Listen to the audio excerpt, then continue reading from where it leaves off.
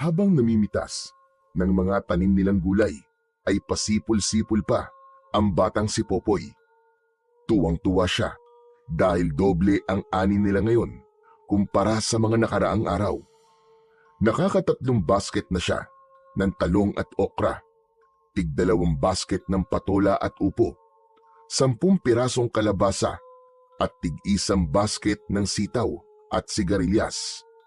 Bukod pa roon, meron din siyang bunga at talbos ng kamote at ilang pirasong papaya.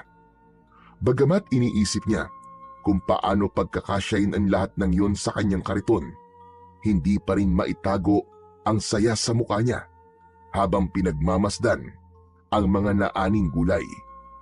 Aba, ang dami nating ani ngayon, Apo. Epektibong ang pampataba ang ibinigay ni Elias. Abay, ngayon lang tayo nag-ani ng ganito karami. Oo nga po, Lola. Dumoble rin po ang bunga ng mga pananim natin. Ang dami ko na po napitas, pero tignan niyo po, ang dami pa rin pipitasin. Nakakatuwagan tignan na hitik sa bunga itong mga tanim natin, Apo. Abay, nakakatanggal ng pagod. Sulit lahat ng pagod natin at paghihirap. Baka sa ibang araw ko na po pipitasin ng iba, Lola. Masyado na pong marami. Hindi na po magkakasya sa kariton ko. Tsaka baka mahirap na pong itulak. O sige, Popoy. Ikaw na bahala. Kung saan ka hindi mahihirapan, doon ka. Hindi na muling nagsalita pa si Popoy. Sa halip ay isa-isa niyang binuhat ang mga basket na may laman na gulay at maayos na isinalansan sa kanyang kariton. Ang mga inaning pananim ay dadali niya sa pinakamalapit na palengke para ibenta sa mga nagtitinda ng gulay dahil binibigay niya lang ang mga yon sa mababang halaga. Madalas na pag-agawan ang paninda niya. Kung minsan pa nga, sa daan pa lang ay may mga bumibili na sa kanya. Ang perang kinikita naman niya sa maliit nilang kabuhayan ay siyang ipinangtutustos nila sa mga pang-araw-araw nilang pangangailangan at gamot ng kanyang lola Ising na siyang tanging kasama niya sa kanyang buhay. Ang matanda ang nag-alaga sa kanya simula nung sanggol pa lamang siya. Ayon sa kanyang lola, 6 na buwan pa lang siya nang maulila siya sa mga magulang.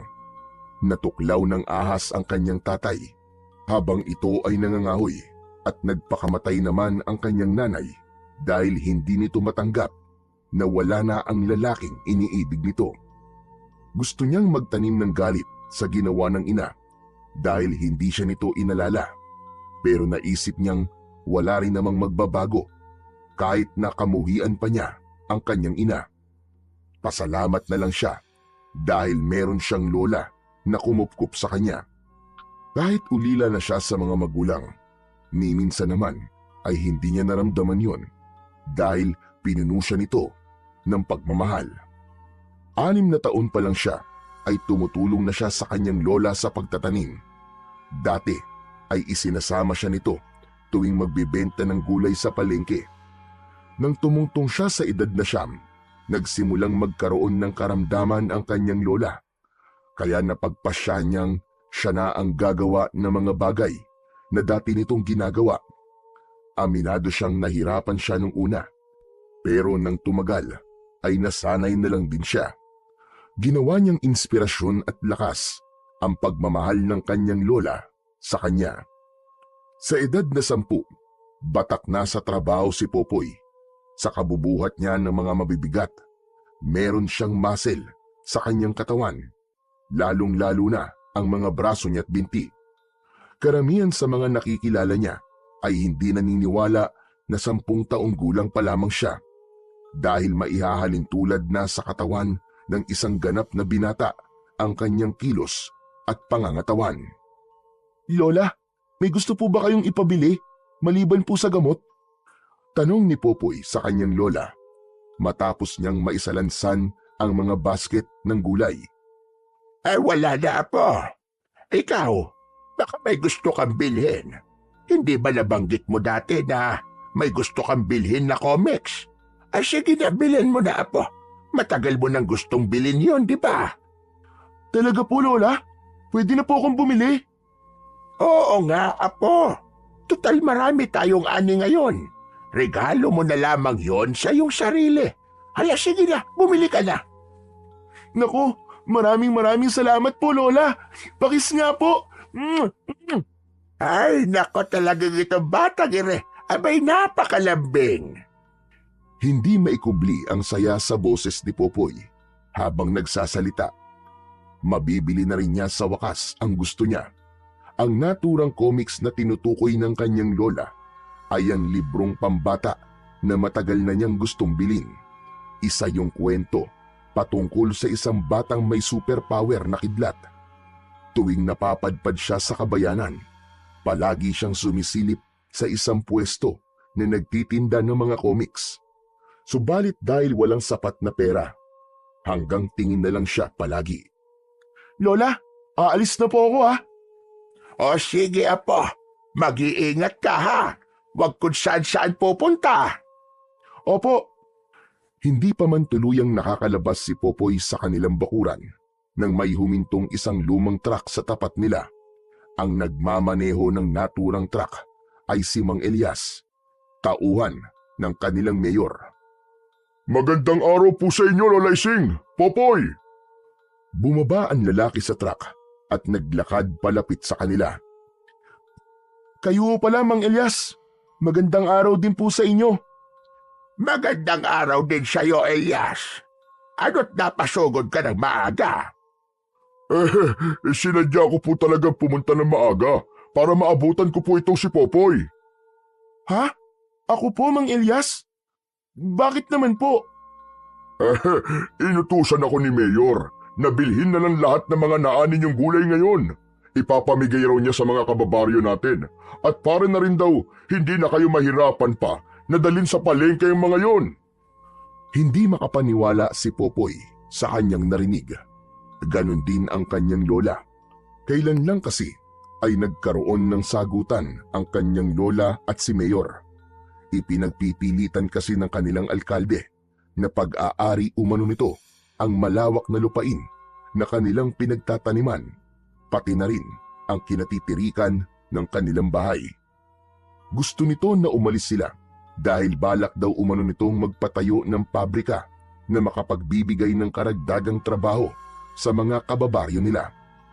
Hindi pumayag ang kanyang lola dahil yun na lamang ang meron sila, kung kaya't nagkaroon ng sagutan sa pagitan ng dalawa. Ano ka mo, Elias? Abe, tama ba naririnig ko? Hindi ba ako nabibingi? Bibilhin ka mo ni Mayor itong mga gulay namin. Abe, anong nakain ng amo mo at bigla siyang nagmalasakit sa amin? Yun po ang utos niya sa akin . Sumusunod lamang po ko, Lola Ising. Ang sabi po niya, simula raw ngayon ay siya na po ang bibili ng mga gulay ninyo. Lola, baka naman po bumabawi lang po si Mayor. Mabuti naman po at mukhang wala na siyang balak na kunin sa atin itong lupa natin. Abe, kung ganun nga, abe, mabuti naman. O siya, sige. Kung yan ang gusto niya, ikarga mo na ang mga yan sa likod ng sasakyan na po. Sige po, Lola. Mang Elias, ikakarga ko na po . O sige. Dali-daling tumalima si Popoy at isa-isang binuhat ang mga basket upang isakay sa likuran ng truck. Nang matapos ay muli siyang lumapit sa dalawa. Mang Elias, Lola, tapos na po. Naikarga ko na po lahat.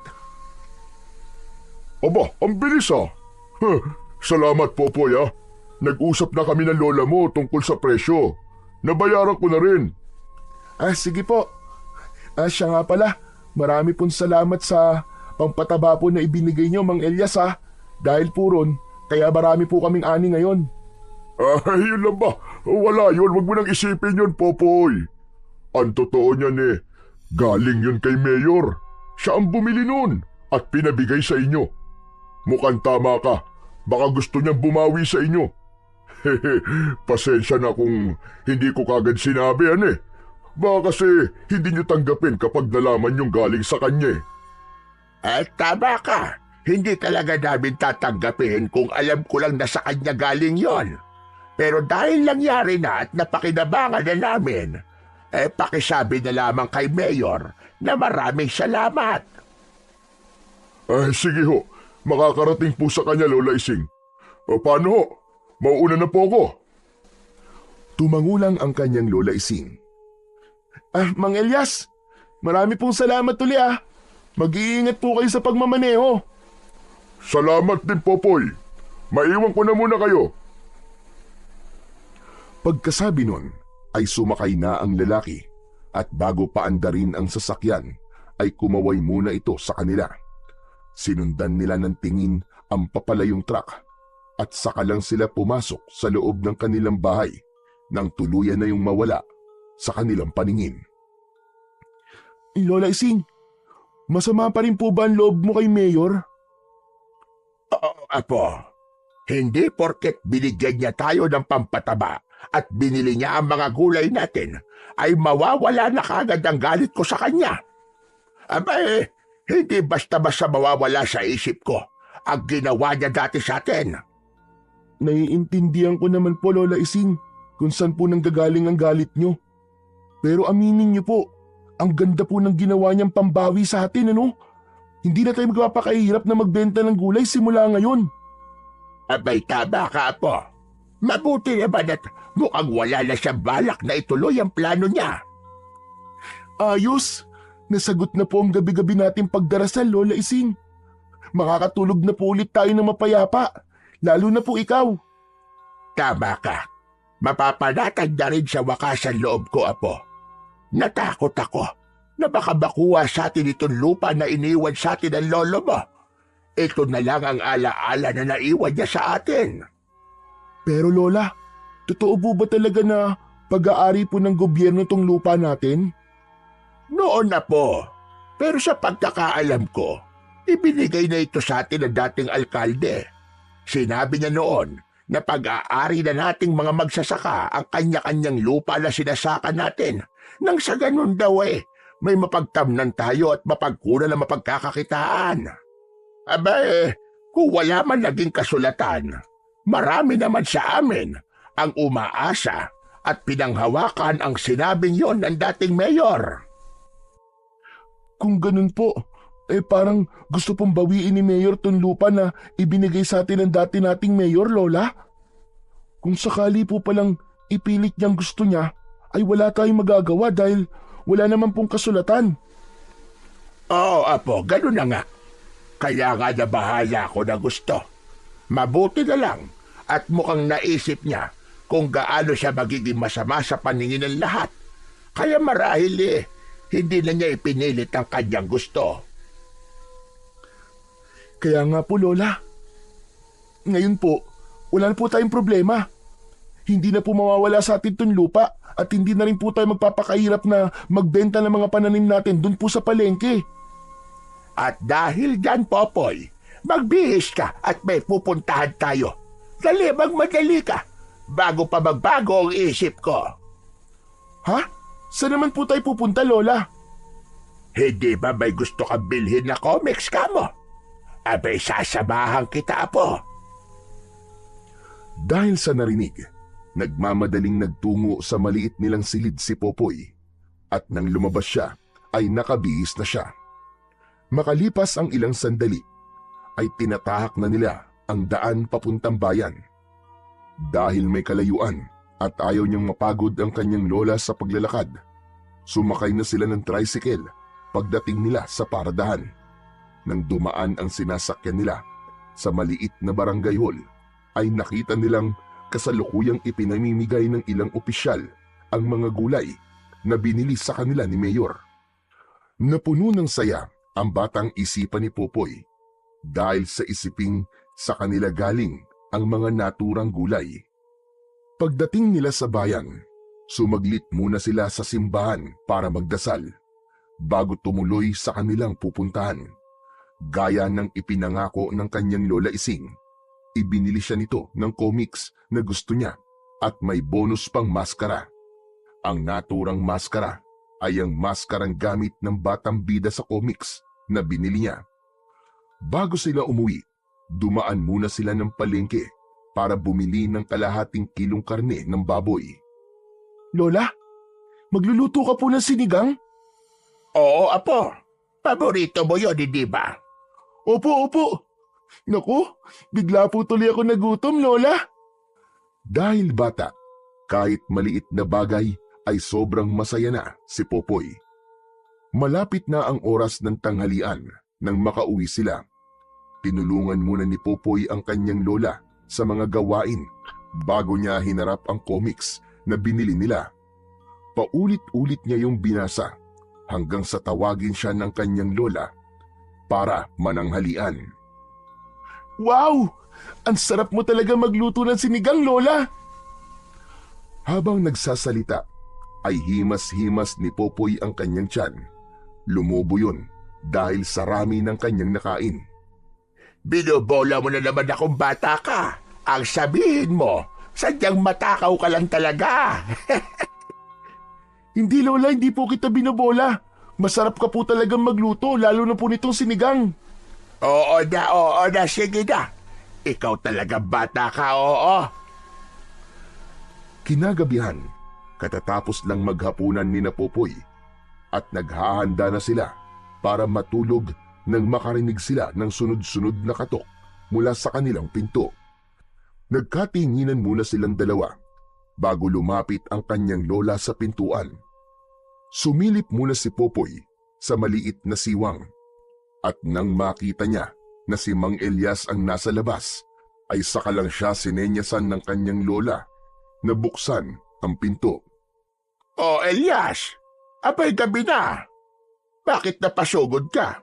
Nagkukubahog ka pa ata. Abay, meron bang problema? Lola Ising, Popoy, kailangan niyo nang umalis dito ngayon din. Nakita ni Popoy ang pagkunot ng noo ng kanyang lola dahil sa tinurang yun ni Mang Elias. Siya man ay nagtaka rin kung bakit nito yun sinabi. Ano ka mo? Aalis kami. Abay, teka, bakit? Ano ba nangyayari? Kasalukuyan nagkakagulo po ngayon sa barangay. May mga taong sumugod. Galit na galit sila dahil sa nangyari sa mga mahal nila sa buhay. Mas lalong nadagdagan ang tanong sa isip ni Popoy dahil sa kanyang narinig. Hindi niya napigilan ang sarili at sumingit na siya sa usapan. Teka, sandali lang po. Bakit po ba sila nagkakagulo? Ano po bang nangyari sa mga mahal nila sa buhay? At bakit po kailangan naming umalis dito sa pamamahay namin? Popoy, ganito kasi yun. Ilan sa mga kabarangay natin ang nagkaroon ng hindi may paliwanag na sakit matapos nilang kainin ang gulay na galing dito sa inyo. Nawindang si Popoy at ang kanyang lola dahil sa sinabing yun ni Mang Elias. Po? Paano po nangyari yun? Hindi ko rin alam, Popoy. Basta naniniwala sila na dahil dun sa gulay kung kaya't nangyari ang ganun. Kaya ngayon, gusto nilang papanagutin ang may sala. Nakarating na kay Mayor ang nangyari, kaya agad niya akong inutusan na magpunta rito para balaan kayo. Anumang oras, baka sumugod na rito ang mga tao. Nag-aalala si Mayor at baka malagay kayo sa panganib. Abay, bakit kami aalis dito? Wala naman kami kinalaman sa mga nangyari. Bakit kami ang sisisihin nila? Tama po si Lola Ising, Mang Elias. Wala po kaming kasalanan doon. Yun din ang paniniwala ni Mayor. Kaya nga gusto niya na tumakas na kagad kayo bago pa kayo maabutan ng mga tao. Huwag kayong mag-alala. Aayusin niya ang lahat. Kapag ayos na, pwede na kayo bumalik. Sa ngayon kasi, sarado ang isip ng mga tao. At wala silang ibang gustong mangyari kundi ang managot ang pinaniniwalaan nila may kasalanan. Magsasalita pa sanang muli si Popoy, subalit naudlot yun. Dahil may narinig silang kung anong ingay mula sa hindi kalayuan. Bumundol ang kaba sa dibdib niya nang makita ang ilang taong papalapit sa kanilang direksyon.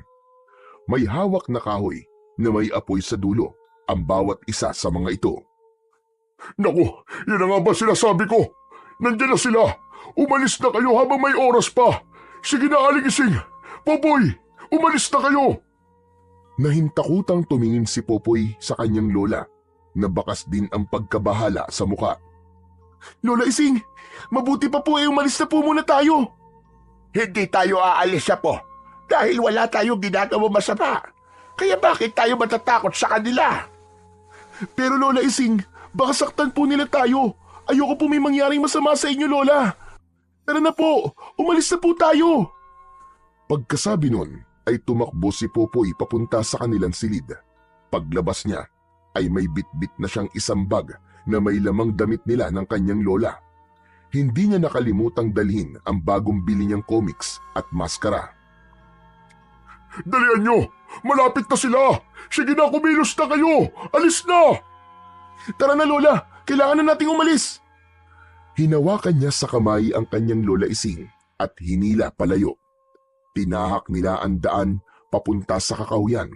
Habang tumatakbo ay pareho silang emosyonal na dalawa. Nang makarating sa kakawyan, nagtago sila sa isang puno kung saan abot tanaw pa rin nila ang kanilang pinanggalingan. Umiiyak na napayakap si Popoy sa kanyang lola nang makita niyang tinutupok na ng apoy ang kanilang tirahan. Lola Ising, ano na pong gagawin natin ngayon? Wala na po tayong bahay. Saan na po tayo titira? Sa halip na sagutin ang tanong niya, ay niyakap na lamang siya ng kanyang lola. Pareho silang hilam sa luha habang pinanunood ang nakadudurog sa puso na pangyayaring yun sa kanilang buhay. Sa kaiiyak, hindi na malaya ni Popoy na nakatulog na pala siya habang yakap-yakap siya ng kanyang lola. Naalimpungatan siya nang makarinig siya ng ingay. Dahan-dahan siyang nagmulat ng kanyang mga mata at bumungad sa kanya ang muka ng lola niya. Sumenya sa kanya ito na huwag itong gagawa ng ingay. Bumalik sa isip ni Popoy ang nangyari at doon niya napagtanto kung bakit siya pinatatahimik ng matanda. Nasa paligid lang ang mga taong naghahanap sa kanila. Sumiksik siya lalo sa kanyang lola at itinakip ang dalawang kamay sa sariling bibig. Inalis niya lang yon nang maramdaman niyang wala ng ibang tao sa paligid maliban sa kanilang dalawa. Lola Ising, paano na po tayo ngayon? Saan na po tayo pupunta? Siguradong hindi po sila titigil sa paghahanap sa atin. Natatakot po ako sa posibleng mangyari kapag natagpuan po nila tayo. Sa kayon, apo, dumito na muna tayo. Galing na sila rito kaya't hindi na sila babalik pa. Iisipin nila na lumipat na tayo sa ibang barangay. Huwag kang mag-alala, apo. Hindi kita pababayaan. Hanggat nandito ako, hindi ako papayag na saktang kanila. Pero Lola, hanggang ngayon po naguguluhan pa rin po ako sa mga nangyayari. Hindi ko po maintindihan. Bakit po sila galit na galit sa atin? Bakit tayo po ang sinisisi nila sa nangyari? Dahil nagpaloko tayo, apo. Ngayon ko lang napagtanto. Hindi tumigil si Mayor sa gusto niyang mangyari sa lupa natin. Gumawa lamang siya ng gimmick at nagtagumpay siya. Napakunot ang noo ni Popoy sa kanyang narinig. Gimmick? Teka Lola, ano pong ibig niyong sabihin sa gimmick? Nilinlang tayo ni Mayor, apo. Sa tingin ko, may inihalo si Mayor sa pampatabang gamot na ibinigay niya para sa mga pananim natin. Planado niya lahat, pati ang ginawa niyang pagbili sa mga gulay natin para ipamigay sa mga tao. Ito talaga ang gusto niyang mangyari, apo. Ang kamuhian tayo ng mga kabarangay natin nang sa ganon ay kusa tayong umalis at maangkin na niya ng tuluyan ng walang kahirap-hirap ang lupang sinasaka natin. Matapos marinig ang sinabing yun ng kanyang lola, ay napagtanto ni Popoy na tama ang kanyang lola. Pinagtagpi-tagpi niya sa kanyang isip ang mga nangyari at hindi nga maipagkakailang planado ang lahat. Ang sama niyang tao, Lola. Ang buong akala ko pa naman ay wala na siyang balak na angkinin pa ang lupa natin. Huwag kang mag-alala, Popoy. May naisip akong paraan. Kailangan ko ang tulong mo. Ano pong naisip niyo, Lola? Kilala mo si Kapitan, di ba? Magtungo ka sa kanya at humingi ka ng tulong. Sabihin mo kung ano ang totoong nangyari. Matutulungan po kaya tayo ni Kapitan, Lola Ising? Paano po kung hindi? Kilalang mabait at matulungin na tao ang kapitan natin, Apo. Kung sakali bang hindi na tayo matutulungan na malinis ang ating pangalan, baka man lang mabigyan niya tayo ng bagong tirahan na pwedeng mapagtaguan. Sige po, bukas na bukas din po. Pupuntahan ko po siya. Salamat, Apo. Ngunit mag-iingat ka, ha? Wala pwedeng makakilala sa'yo hanggat hindi mo pa nakakausap si Kapitan dahil masyadong delikado. Opo, naiintindihan ko po. Huwag po kayong mag-alala. Babalik po ko rito na may dalang magandang balita.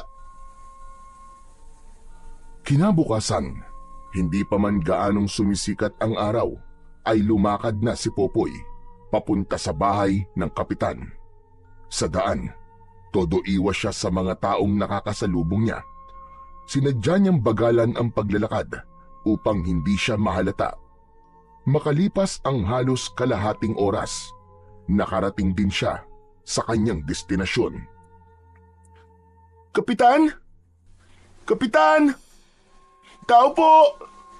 Kapitan! Habang sumisigaw sa labas ng tarangkahan, ay patingin-tingin sa kanyang paligid ang batang si Popoy.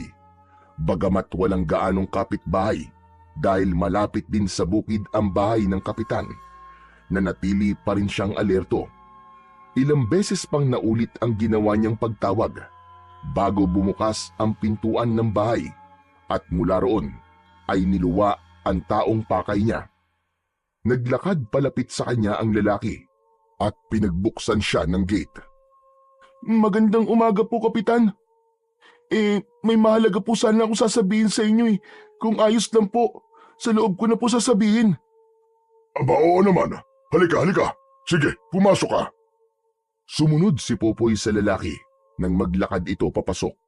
Pinaupo siya nito nang makarating sila sa sala. Umaupo ka muna. Gusto mo ba ng kape? Hindi na po, Kapitan.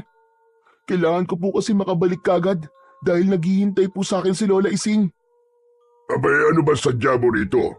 At mukhang sobrang importante, iho. May nangyari ba sa lola mo? Abay, meron ba ako maitutulong? Kapitan, ganito po kasi nangyari. Nagsimulang magsalaysay si Popoy. Lahat ikinwento niya. Emosyonal pa siya habang nagsasalita dahil muli na naman bumalik sa isip niya ang mga nangyari kagabi. Sabi ko na nga ba, at may tinatagong kasamaan niyang si Mayor na yan. Teka, kumusta na pala ang lola mo? Nasaktan ba kayo? Ayos lang naman po kami, Kapitan. Nagawa po namin makatakas bago pa man po dumating ang mga tao. Sana po matulungan niyo po kami ni Lola. Wala na po kasi kaming ibang mapupuntahan eh. Kung sa matutuluyan, may magagawa ko para matulungan kayo. Pero kung tungkol dun sa ginawa sa inyo ni Mayor, hindi ko may papangako na may maitutulong ako. Mahirap na. Baka pati ako o ang pamilya ko ay madamay. Naiintindihan mo naman siguro ko, hindi ba? Sunod-sunod na tumango si Popoy bilang pagtugon. Naiintindihan ko po kayo, Kapitan. O ganito.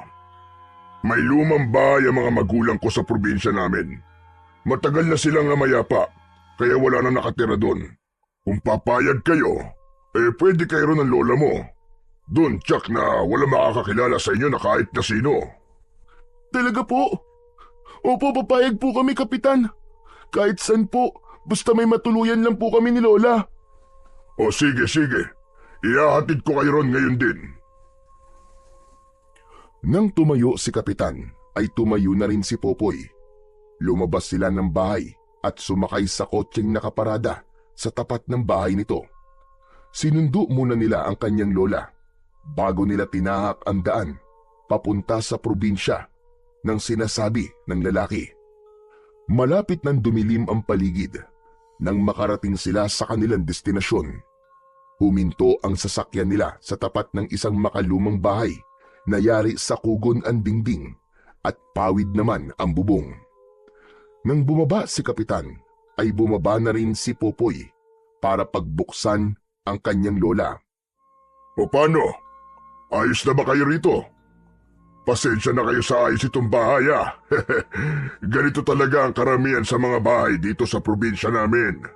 Kung hindi kayo komportable, pwede ko kayong hanapan ng iba pang matitirahan. Yun ang mga katagang binitiwan ni Kapitan nang makapasok sila sa loob ng nasabing kubo. Abay, Kapitan, kami nga ang dapat na magtanong sa inyo niyan. Kung ayos lang ba sa'yo na dito kami tumira? Nabanggit kasi sa akin ni Popoy na bahay ito ng mga magulang mo. Abay Lola Ising, walang problema sa akin. Kayo ang iniisip ko. Baka hindi kayo komportable na tumira dito dahil patay na ang dating may-ari nitong bahay. Abay, ayos na kami rito. Ang mahalaga, malayo kami sa kapahamakan. Lalong-lalo na tong apo kong si Popoy. Siya lang naman ang iniisip ko. Abay, kung ako lang, ayokong umalis sa lugar natin. Naikwento nga sa akin ni Popoy ang lahat. Ikinalulungkot ko po nangyari. Pasensya na po kung ito lang po may tutulong ko sa inyo. Abay, Kapitan, malaking bagay na itong ginawa mo para sa amin. Tatalawin ko tong isang malaking utang na loob habang ako ay nabubuhay. Ilang minuto pang nag-usap ang kanyang lola at si Kapitan bago nagpaalam ang lalaki na aalis na. Mag-iingat po kayo sa pagmamaneho pabalik, Kapitan. Maraming salamat po talaga sa tulong niyo sa amin ng lola ko. Wala yun, iho. O paano? Kayo nang bahala rito ha. Alagaan mo mabuti ang lola mo. Opo, Kapitan. Inihatid muna nila ang lalaki sa labas at hinintay na tuluyang makaalis bago sila pumasok sa loob ng bahay. Namayani ang katahimikan sa pagitan nilang dalawa at ilang sandali pa ang lumipas ay humihikbi na ang kanyang lola. Hindi na niya kailangan pantanungin ang dahilan. Sa halip, nilapitan niya ang matanda at niyakap. Nang gabing iyon, ay naging mailap ang antok kay Popoy. Hinintay niyang makatulog ang kanyang lola at pagkatapos ay siya naman ang umiyak. Awang-awa siya sa sitwasyon nila. Bandang 2:00 ng madaling araw, nagsimulang kumulog at kumidlat. Ilang sandali pa ay maririnig na mula sa labas ng bahay ang ingay ng pagpatak ng ulan. Sa kanyang kinahihigaan, pabiling baliktad si Popoy. Hindi pa rin siya makatulog. Biglang natigilan si Popoy sa gagawin niya sanang pagtagilid dahil tila may kung anong mabigat na bagay ang bumagsak sa kanilang bubong. Inakala niyang guni-guni lang ang lahat nung una. Subalit nang mapansin niyang may naglalakad sa bubungan, ay kagad nang bumundol ang kaba sa kanyang dibdib. Sunod-sunod niyang kinalabit si Lola Ising habang ang atensyon niya ay nasa itaas. Nang magising ang matanda, ay nagtataka siya nitong tinignan. Hindi siya nagsalita. Sinenyasan niya lang ang kanyang lola na tumingin sa bubong. Katulad ng naging reaksyon niya, halatang natakot din ito matapos malaman ang kasalukuyang nangyayari. Sabay silang napalingon sa bintana nang biglang bumukasyon ay bumungad sa kanila ang isang matanda na may nakakatakot na itsura. Kulubot ang balat nito sa muka, nakausli ang matutulis na mga ngipin at nakaunat pareho ang naaagnas na nitong mga braso. Atras na po! Atras! Hinawakan siya ng kanyang lola sa kamay at hinila siya palabas ng silid. Pagdating sa pintuan, pareho silang natigilan ng pagbukas nila ay bumulaga sa kanila ang isang matandang lalaki. Higit na mas nakakatakot ang itsura nito kaysa sa matandang babae na nakita nila kanina dahil halos buong mukha nito ay naaagnas na. Napayakap si Popoy sa bewang ng kanyang lola at sabay silang napaatras nang magsimulang humakbang palapit sa kanila ang matandang lalaki. Huminto lang sila sa pag-atras nang mapagitnaan sila ng dalawang matanda. Naging mabilis ang mga sumunod na nangyari.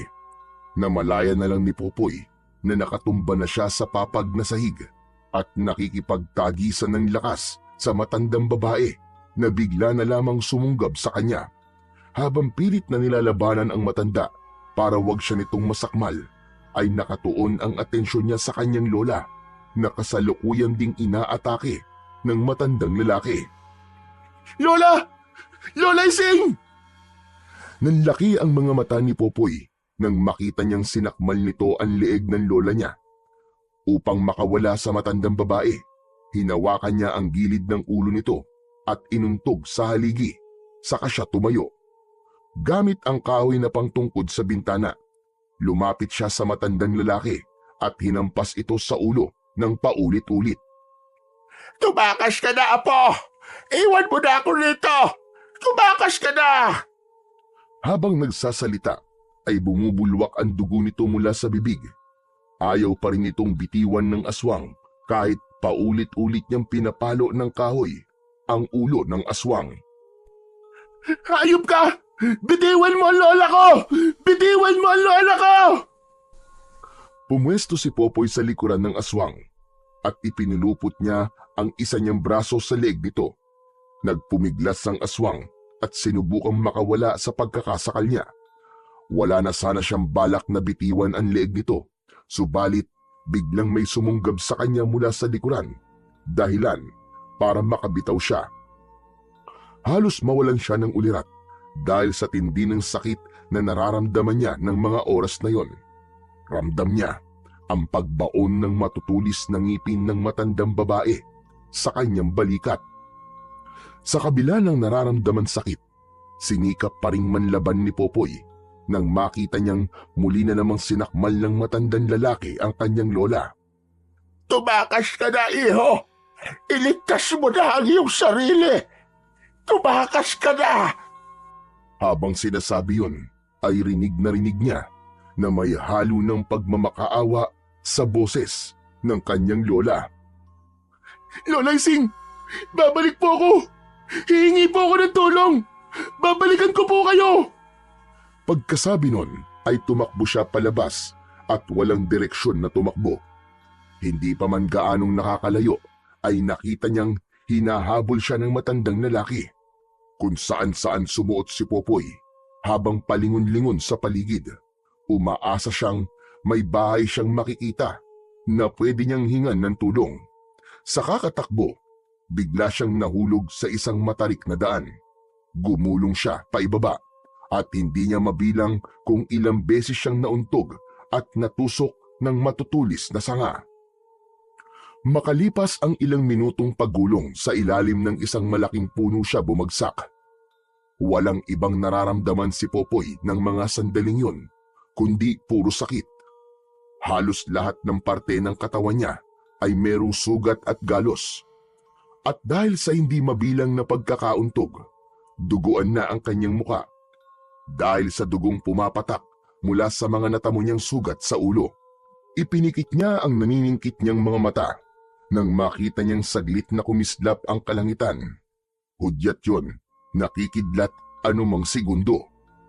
Ang sumunod na nangyari ay nagmistulang kidlat sa bilis. Pagdilat niya ng kanyang mga mata ay sumalubong sa kanya ang malakas na boltahe ng dagitab o kidlat. Bago tuluyang magdilim ang paningin niya, ay naramdaman ni Popoy na umuusok ang kanyang buong katawan at hindi siya makagalaw. Makalipas ang 2 linggo, nagising si Popoy sa hindi pamilyar na silid. Wala na siyang nararamdamang anumang sakit sa katawan, subalit ramdam niyang merong kakaiba sa kanya. Bumangon siya mula sa pagkakahiga at inilibot ang paningin sa kabuuan ng silid.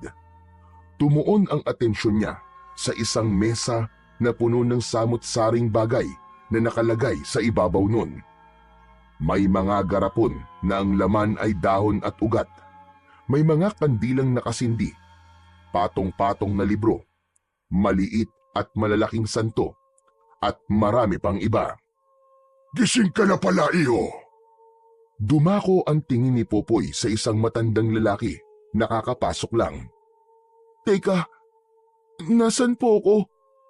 Sino po kayo? Lumapit sa kanya ang matanda at pinulsuan siya. Sunod nitong sinipat ang mga mata niya. Nang matapos ay saka lang nito sinagot ang tanong niya. Tawagin mo na lamang akong Lolo Pedring. Nakita kita sa kakauyan, kaya dinala kita rito. Kumusta ang pakiramdam mo? May masakit pa ba sa'yo? Napakunot noo si Popoy sa kanyang narinig. Ano po bang nangyari? Wala po akong maalala. Ano ka mo? Wala kang maalala? Na kahit na ano? Sunod-sunod na umiling si Popoy bilang sagot sa matanda. Hindi mo rin ba matandaan kung ano ang iyong pangalan? Hindi po. Wala po akong maalala.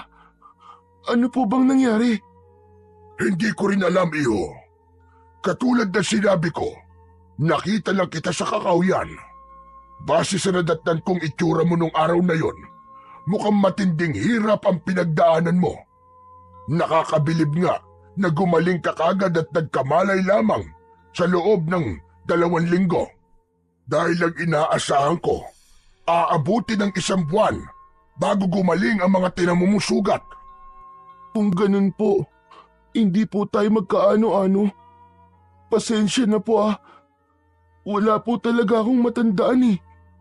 Kung wala ka talagang maalala, hayaan mo na muna. Huwag mong pilitin ang sarili mo. Pansamantala lang naman siguro yung pagkakalimot mo. Kusa din babalik yan kapag nagtagal. Sana po bumalik na po agad ang mga alaala ko. Baka may mga magulang po ako na naghihintay sa akin. Baka nag-aalala na po sila. Huwag ka mag-alala, iyo. Babalik din yan. Hintayin mo lang. Dahil kapag pinilit mo ang sarili mo na alalahanin ang lahat, sasakit lamang ang ulo mo. Kapag nagkataon, baka mas lalo ka lang mahirapan na maalala ang lahat. Magsasalita pa sanang muli si Popoy, subalit naudlot yun dahil may narinig siyang pagsigaw mula sa labas.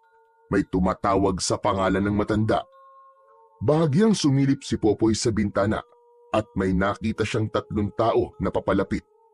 2 babae at 1 lalaki. Napuno ng pagtataka ang kanyang muka nang mapansin niyang nakatali ang mga kamay ng isa sa 2 babae. Sino po sila? Sina Victor at Criselda. Yang dalagitang kasama nila ay ang anak nilang si Helen. Nandito na naman sila para magpagamot. Nang lumabas ang matanda, ay sumunod siya rito. Kinausap nito ang mag-asawa at ayon sa kanyang narinig, ay hindi pa rin daw bumubuti ang lagay ni Helen. Nang pumasok ang mga ito sa loob, ay nakatingin lang sa kanila si Popoy, partikular sa dalagitang tila wala sa sarili. Napaigtad siya nang biglang humarap sa kanya ang babae. Nanlilisik ang mga mata nito habang nakangisi. Nang magsimula itong magpumiglas, ay nahintakutan siyang nagtago sa likod ng pintuan. Narinig niyang may sinambit na mga kataga si Lolo Pedring at pagsilip niya ay wala nang malay ang dalagitang si Helen. May isinulat sa isang kulay dilaw na papel ang matanda at pagkatapos nito yung dasalan ay sinunog nito yon. Minarkahan nito ng krus ang noo ng babae gamit ang abo ng sinunog na papel at pagkatapos ay diniinan nito yon at nagsimulang mag-orasyon. Nanlaki ang mga mata ni Popoy nang biglang dumilat si Helen at muling nagpumiglas mula sa pagkakatali sa upuan. Mistula itong isang galit na tigre na handang manakmal anumang oras. Nang magtagumpay itong makawala, ay kagad nitong sinakal si Lolo Pedring. Lumapit naman si Criselda para awatin ang anak, subalit pati ito ay sinakal din at pagkatapos ay ibinalibag pareho. Natakot ang tatay ng babae sa mga nakita at bigla itong kumaripas ng takbo palayo. Sa kanyang kinatatayuan, nanigas ang katawan ni Popoy nang sa kanya naman tumuon ang atensyon ni Helen. Nilapitan siya nito at sinakal. May kakaibang naramdaman si Popoy ng mga sandaling yon habang naghahabol ng hininga. Parang may libu-libong bultahe ng kuryente ang gustong kumawala mula sa kanyang katawan. Nang tignan niya ang kanyang mga palad, ay may nakita siyang kumikislap sa dulo ng kanyang mga daliri. Itinaas niya ang kanyang mga kamay at hinawakan ang braso ni Helen. Dahil sa kanyang ginawa, nangisay ang babae na tila na kuryente at unti-unting lumuwag ang pagkakasakal nito sa kanya hanggang sa tuluyan siya nitong mabitiwan. Natulala si Popoy nang bumagsak si Helen sa harapan niya. Nilapitan niya ang babae para sana gisingin, subalit mula itong nangisay nang dumantay ang palad niya sa balat nito. Nagpalipat-lipat ang tingin ni Popoy sa mga palad niya at sa babae. May bakas ng pagkabahala sa kanyang muka dahil sa isiping baka kung ano na ang nagawa niya. Mula sa sulok ng kanyang mga mata ay nakita niyang nagkamalay na si Lolo Pedring. Huwag kang mag-alala. Nawalan lang siya ng malay. Malakas ang itim na kapangyarihan na nasa kanyang katawan, kaya hindi siya basta-basta mamamatay. Tumingin si Popoy sa matanda at ipinakita ang kanyang mga kamay. Ano po nangyayari sa akin? Bakit ganito? Parang may kuryente po mga palad ko. Wala ka ba talagang naaalala sa mga nangyari sa'yo? Sa tingin ko kasi, tinamaan ka ng mutya ng dagitab. Ano po? Mutya ng dagitab? Ano po yun? Dagitab. Kidlat. Ang mutya ng dagitab o kidlat ay isang uri ng kapangyarihan na makukuha kapag tinamaan ka ng kidlat. Subalit, bibihira lamang ang nakakaligtas sa mga ganong uri ng pangyayari. Himala kung may tituring ang nangyari sa'yo. Ano po? Teka, naguguluhan po ako. Wala po akong maintindihan. Hindi ito ang tamang oras para ipaliwanag ko sa iyo ang lahat. Ang mabuti pa, paypayan mo si Criselda at bubuhatin ko naman itong si Helen papunta sa silid. Kailangan kong maitali ang mga kamay niya at paa at nang sa ganon ay hindi siya muling makawala. Sinunod ni Popoy ang sinabi ng matanda. Nilapitan niya si Criselda at pinaypayan. Nang magkamalay, ay kagad nitong hinanap ang anak. Inalalayan niya ang babae na makatayo at sabay silang nagtungo sa silid kung saan naabutan nilang ginagamot na ni Lolo Pedring si Helen. Nanatili silang nakatayo sa may pintuan at pinanood ang ginagawa ng matanda. Muli na namang nasaksihan ni Popoy kung paano nagpumiglas si Helen nang magsimulang magbanggit ng dasal si Lolo Pedring. Nagtagal ng ilang minuto ang pagwawala nito bago nawalan ng malay. Nang muling magkamalay, kalmado na ang mukha nito at wala na ang nakakatakot na boses. Kaagad na nilapitan ni Criselda ang anak at niyakap. Hindi pwedeng palagi na lamang ganito, Criselda. Sinabi ko na sa iyo nung una pa lang kung ano ang magiging dulot nito. Kailangan mo nang magdesisyon bago pa sumapit ang kabilugan ng buwan. Bagamat nagtataka si Popoy sa sinabing yon ni Lolo Pedring kay Criselda, ay nanatili lang siyang nakamasid hanggang sa tuluyang umalis ang mag-ina. Kinagabihan ng araw na yon, kakatapos lang nilang maghapunan nang tawagin siya ni Lolo Pedring. Hinawakan nito ang dalawa niyang kamay at tinignan. Iho, masyadong malakas ang kapangyarihang nananalaytay sa mga ugat mo. Maaari kang makapanakit ng hindi sinasadya kapag hindi mo ito nagawang kontrolin. Ang mutya ng dagitab ang pinakamakapangyarihan sa lahat ng mga mutya. Wala pa ako nabalitaang may nabuhay matapos na tamaan ito. Sa nakikita ko sa iyo ngayon, ang mutya mismo ang may gusto na mapasayo siya. Kaya ka nakaligtas. Pero Lolo, may paraan po ba para maalis po sa katawan ko ang mutya na ito? Halatang natigilan ang matanda sa sinabing yon ni Popoy. Bakit mo naman naitanong? Ayaw mo bang magkaroon ng ganyang kalakas na kapangyarihan? Sabi niyo po kasi na posible po makapanakit po ako ng iba kapag hindi ko po nagawa tong kontrolin eh. Ayoko po mangyari ulit yung kanina. Natakot po ako. Akala ko nga po napatay ko na po yung babae. Marahil naramdaman ng mutya na nasa panganib ka, kaya kusang lumabas ang kapangyarihan nito sa katawan mo. Obligasyon ng kahit na anong mutya na protektahan mula sa panganib ang sino mang nangangalaga sa kanila. Ngunit ganun pa man, dapat matuto ka pa rin kontrolin ang kapangyarihan mo na yan. Dapat alam mo kung kailan kailangan at hindi kailangang ilabas ang kapangyarihang nasa loob ng iyong katawan. Lolo, ano po ba dapat kong gawin? Unang-una sa lahat, dapat marunong kang kontrolin ang emosyon mo. Sa ganoong paraan, magiging madali para sa iyo na kontrolin ang kapangyarihan taglay ng mutya. Kaya mo bang ilabas ngayon ang kapangyarihan mo? Hindi ko po alam kung paano ko po mailalabas eh. Sinubukang ibukas sara ni Popoy ang kanyang mga palad, subalit walang bultahe na lumabas. Kung ano-ano pang ang paraan ang sinubukan niya, subalit bigo siyang mapalabas ang kapangyarihan ng mutya. Ganito, meron akong ideya. Tignan natin kung gagana. Pagkasabi nun ng matanda, ay dinampot nito ang isang mahabang kahoy at akmang ihahambalos sana nito yon sa kanya. Subalit naging mabilis ang reaksyon ng kanyang katawan. Sinangga ng isa niyang kamay ang kahoy at ang isa naman niyang kamay ay kusang dumapo sa dibdib ni Lolo Pedring, dahilan para tumalsik ang matanda. Lalapitan niya sana ito para tulungang makatayo, subalit kusa rin siyang napahinto nang mapansin niyang may bultahe na naman na lumabas sa kanyang mga kamay. Tiyak niyang mangyayari sa matanda ang nangyari kanina sa babae sa oras na hawakan niya ito. Naku, ito na nga ba yung sinasabi ko eh.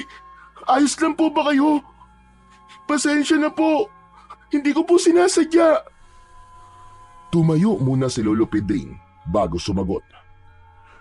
Huwag kang mag-alala. Ayos lang ako. Tama nga ako. Kusang lalabas ang iyong kapangyarihan sa oras na maramdaman ng mutya na nasa panganib ka. Pero Lo, paano ko po may tatago ulit ito? Kanina po kasi kusa lang po siya nawala eh. Sige, subukan natin ito. Subukan mong pakiramdaman ng iyong sarili. Ikalma mo ang iyong isipan. Iparamdam mo sa mutya na panatag ka. Sinunod ni Popoy ang sinabi ni Lolo Pedring. Pumikit siya at pinakiramdaman ang sarili. Makalipas ang ilang segundo, naramdaman niyang nagtagumpay siya sa nais niyang gawin. Pagdilat niya ng mga mata, ay wala na ang bultahe ng dagitab sa mga kamay niya. Nagawa mo ng walang kahirap-hirap. Sa tingin ko, magkakasundo kayo ng iyong mutya. Sana, gamitin mo yan sa mabuting paraan. Huwag mong abusuin ang kapangyarihang pinagkaloob sa iyo. Sa totoo lang po, hindi ko naman po ito kailangan eh. Ang gusto ko lang po ay bumalik na po ang alaala ko para malaman ko po kung saan po ako uuwi. Baka hinahanap na po ako sa amin eh. Hindi pa kita ganong kilala. Pero sa nakikita ko, masasabi ko namang isa kang mabuting bata. Yun marahil ang dahilan kaya pinagkalooban ka ng mutya. Alam mo ba, na hinangad ko noon na magkaroon ng ganyang kapangyarihan. Subalit, sadyang iba ang nakatadhana para sa akin. Matagal na po ba kayong nanggagamot? Abay oo, ilang dekada na iyo. Angkan kami ng mga albularyo. Kilala ang pamilya namin sa kahit saang karatig lugar sa larangan ng panggagamot. Nakita ko nga po kanina kung gaano po kayo kagaling manggamot. Nagawa niyo pong paalisin yung masamang espiritu dun sa katawan po ng babae. Mali ka. Hindi pa siya magaling. At hindi na siya gagaling. Ang ginawa ko kanina, pinigilan ko lang na huwag mapaaga ang pagiging yanggaw niya. Subalit pagsapit ng kabilugan ng buwan, wala na akong magagawa pa. Yanggaw? Ano po yung yanggaw? Sigurado ka bang gusto mong malaman? Hindi nagdalawang isip na tumango si Popoy. Yanggaw ang tawag sa isang tao kapag nahawaan ng pagiging aswang. Ha? Aswang? Tama po bang narinig ko? May aswang po dito? Hindi po ba sila yung nangangain po ng mga tao? Tama ka. Sila nga. Marami niyan dito sa mundo. Pero naiiba ang yanggaw dahil hindi sila yung pinanganak na may lahi na talagang aswang. Katulad na lamang ni Helen. Nahawa lamang siya. Nakakahawa po pala ang aswang. Pero paano po siyang nahawa? Nakagat siya ng amalanhig. Isang uri ng aswang na may hahalin tulad sa patay na muling nabuhay. Yung bang parang zombie. Nagiging amalanhig ang isang aswang kapag namatay sila na hindi naiisalin sa iba ang pagiging aswang nila. Nabubuhay sila tuwing gabi upang maghanap ng dugot laman. Bumabangon lang sila para pumatay, kaya kung sino man ang nakagat ng amalanhig at aksidenteng nabuhay, ang taong yun ay magiging isang yanggaw. Ibig niyo pong sabihin, may amalanig na pagala-gala po rito kapag gabi? Nakakatakot naman po. Hindi rito, sa Karatig Baryo. Ayon kay Criselda, sumama si Helen na makipiesta sa ibang barangay at pag-uwi niya ay meron na siyang kagat sa leeg. Wala na po bang pag-asa na gumaling po si Ate Helen? Walang gamot ang pagiging isang yanggaw. Kaya nga natatakot ako para kay Criselda dahil malaki ang posibilidad na siya ang magiging kauna-unahang biktima ng kanyang anak sa oras sa tuluyan na itong maging aswang. Bakit po hindi niyo po balaan si Aling Criselda? Nako, iho.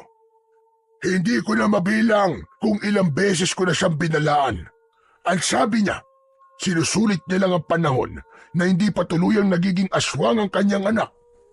Nangako siya sa akin na siya mismo ang papatay kay Helen sa oras na dumating na ang tamang oras. Hindi maiwasang makaramdam ng awa si Popoy para sa mag-ina dahil sa sinabing yun ni Lolo Pedring. Ay siya, malalim na pala ang gabi. Hindi ka pa ba inaantok, iho? Hindi pa po eh. Kung gano'n ay mauuna na ako sa'yo. Ay, kanina pa ako inaantok. Pinipigilan ko lamang. Sige po, susunod na po ako maya-maya. Nang maiwang mag-isa sa balkonahe ng kanilang kubo, ay tumingin si Popoy sa mabituing langit. Habang nakatingala, biglang bumigat ang kanyang pakiramdam sa hindi maipaliwanag na dahilan. Parang may kung anong kirot siyang nararamdaman mula sa kaibuturan ng kanyang puso. Dahil doon, napagdesisyonan ni Popoy na pumasok na lamang sa loob. Nahiga siya sa tabi ng matanda at pilit na iwinaglit ang nararamdamang lungkot. 3 araw ang mabilis na lumipas, subalit wala pa ring maalala si Popoy sa kanyang mga nakaraan. Habang nananatili sa bahay ni Lolo Pedring, ay tinutulungan niya ang matanda sa mga gawain nito, puwera na lamang sa panggagamot.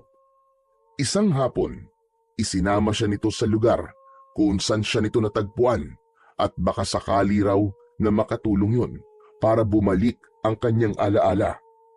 Makalipas ang ilang minutong paglalakad, huminto sila sa tapat ng isang malaking puno na nasa ilalim ng isang mataas na bangin. Dito mismo sa puno na ito kita natagpuan. Sa tingin ko, nahulog ka mula sa itaas. Tumingala si Popoy para pagmasdan ang bangin. Nalula siya sa taas nun mula sa kanilang kinaroroonan. Parang hindi tuloy siya makapaniwala na nagawa niyang makaligtas. Lolo Pedring, ano pong meron dun sa itaas? Kakahuyan ng baryo Pulang Bato. Gusto mo bang makita? Wala po bang ibang daan? Kung dito po tayo dadaan? Siguradong mahihirapan po tayo eh. Kung sa mismong daan tayo dadaan, medyo malayo-layo ang lalakarin natin. Shortcut na itong dinaanan natin. Ako na lang po ang aakyat. Hintayin niyo na lang po ako rito. Nang tumango ang matanda, ay nagsimula ng umakyat si Popoy. Lihim pa siyang nagtaka sa kanyang sarili dahil hindi man lang siya nakaramdam ng pagod kahit matarik ang dinadaanan niya. Nang makarating sa itaas, sumalubong sa kanya ang makapal na kakahuyan. Inilibot niya ang paningin sa paligid at nagbabaka sakaling may makita siyang makakatulong upang bumalik ang kanyang alaala. Subalit, bigo siyang bumaba. O ano? Anong nakita mo? Wala ka bang nakitang pamilyar sa iyo? Salubong na tanong sa kanya ni Lolo Pedring pagkababa niya. Wala po eh. Puro mga puno lang po nandun. Ay nako. O siya, malapit ng dumilim. Uwi na ba tayo? Sige po, balik na lang po tayo ulit sa ibang araw. Habang naglalakad pa uwi, ay bagsak ang mga balikat ni Popoy. Gusto na niyang bumalik ang kanyang mga alaala, subalit hindi naman niya alam kung paano. Huwag ka nang malungkot. Babalik din ang mga alaala mo. Sa ngayon, huwag mo na lang munang pilitin ang sarili mo na alalahanin ang lahat. Lolo Pedring, kailan po kaya babalik ang alaala ko? Ilang gabi na po kasing mabigat po ang pakiramdam ko eh. Sa tingin ko po, may koneksyon yun sa mga nangyari sa akin. Baka hinahanap na po ako ng mga magulang ko at sobra na po sila nalulungkot. Kaya ganito po ang pakiramdam ko palagi. Gusto mo bang magtungo tayo bukas sa Baryo Pulang Bato? Baka doon ka nakatira at baka may nakakakilala sa'yo. Sige po Lolo Pedring. Gusto ko na po kasi talagang maalala ang lahat eh. O sige, bukas na bukas din ay sasamahan kita magpunta roon. Sana hindi masayang ang lakad natin. Maraming salamat po Lolo Pedring. Nang gabing yon, muli na namang naging mailap ang antok kay Popoy. Bandang 12:00 ng gabi, binulabog sila ng sunod-sunod na katok mula sa labas. Nagising si Lolo Pedring at nang buksan nito ang pinto, ay sumalubong sa kanila si Hector, asawa ni Aling Criselda. May malaking sugat ang lalaki sa leeg na siya nitong tinakpan gamit ang isa nitong kamay. Ayon sa lalaki, tuluyan na ngang naging aswang si Helen at napatay ng dalagita ang sariling ina. Lumingon sila sa pinanggalingan ni Hector at nakita nila si Helen, subalit malayong-malayo na ang itsura nito sa dati nitong muka. Naging nakakakilabot na itong tignan dahil sa matutulis nitong mga kuko at ngipin na nakausli. Pinapasok nila ang lalaki sa loob at isinara ang pintuan. Pumasok si Lolo Pedring sa silid nito at nang lumabas ay may sukbit na itong itak. Dito lang kayo. Hindi niya kayo kayang lapitan hanggat nandito kayo sa loob dahil takot ang aswang sa mga bagay na nandito. Saan po kayo pupunta Lolo Pedring? Ngayon na tuluyan na naging aswang si Helen, ay wala na siyang ibang gagawin kundi ang mambiktima. Kailangan ko siyang pigilan. Pero Lolo Pedring, hindi po ba delikado? Baka mapano po kayo? Huwag ka mag-alala. Hindi itong unang beses na may kakaharapin akong aswang. Minsan na ako may napatay na mag-asawang aswang noon sa Baryo Pulang Bato. Magtatanong pa sana si Popoy, subalit tumalikod na si Lolo Pedring at lumabas. Sinundan niya ang matanda at sinubukang pigilan, subalit hindi siya nito pinakinggan. Nang lumampas ng 10 metro si Lolo Pedring mula sa bahay nito, ay kagad na itong sinugod ng aswang. Habang pinanonood ang pagtatagisan ng dalawa, ay nag-isip ng paraan si Popoy kung paano siya makakatulong. Pumikit siya at sinubukang pakiramdaman ng sarili. Hinanap niya ang presensya ng mutya sa kanyang katawan. Makalipas lang ang ilang segundo, ay nagtagumpay siyang ilabas ang kanyang kapangyarihan. Nang may makita siyang lubid, kinuha niya yon at pagkatapos ay lumapit sa aswang.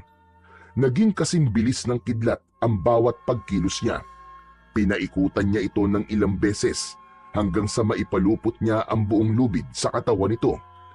Pinilit pa rin itong makawala, kaya napilitan siyang padaluyan ng bultahe ng dagitab ang lubid na hawak niya. Nangisay ang aswang at bumagsak pagkatapos. Nilapitan ito ni Lolo Pedring at tinaga sa mismong dibdib. Bagamat naaawa siya sa sinapit ng dalagita, alam naman niyang para sa kaligtasan ng lahat ang ginawang yon ng matanda. Pagpasok nila sa loob, naabutan nilang wala na ring buhay si Hector. Hindi kinaya ng lalaki ang natamo nitong sugat. Nang gabi ring yun, sabay nilang sinunog ang bangkay ng mag-ama. Lolo Pedring, nabanggit niyo po kanina na dati na po kayong may napatay na aswang dun po sa baryo Pulang Bato. Totoo po ba yun? Oo, matagal ng panahon yun. Mahigit 3 dekada na ang nakararaan. May pamilya ng aswang na napadpad dati sa baryong yon at wala silang ginawa kundi ang mambiktima ng mambiktima. Ilan sa mga taga-roon ang lumapit sa akin at tumingi ng tulong. Nagawa ko mapatay ang mag-asawa pero nagawang makatakas ng binatilyo nilang anak. Ang sabi niyo po, nakagat po ng amalanig si Ate Helen, kaya po siya naging yanggaw. Hindi po kaya ang kumagat po sa kanya ay isa sa 2 aswang na napatay niyo po noon? Iyan nga rin ang hinala ko. Kaya bukas, pagpunta natin sa baryo Pulang Bato, puntahan na rin natin ang lugar kung saan ko sila inilibing. Malapit lang yun sa kakauyang pinuntahan natin kanina. Kinabukasan, 6:00 pa lang ng umaga ay gumayak na sila. Kulang-kulang 1 oras din silang naglakad bago nila narating ang bungad ng baryo Pulang Bato. Walang gaanong bahay ang naturang lugar. Halos puro puno at talahib lang ang makikita sa paligid. Nagpatuloy sila sa paglalakad hanggang sa makarating sila sa tapat ng isang bahay kubo na gawa sa kugon. Lolo Pedring, kanino pong bahay ito? Bahay ito ng mag-asawang aswang na pinatay ko noon. Sa likod nito, doon ko sila inilibing.